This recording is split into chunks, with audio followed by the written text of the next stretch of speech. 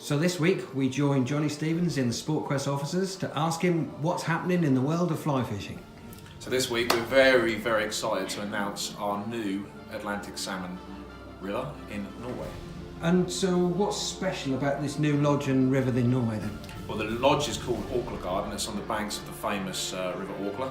And what makes this so special is the fact it's been kept a secret from the rest of the world for the last 20 years. It's only been ran by the family, and the family have had all the weeks throughout the summer.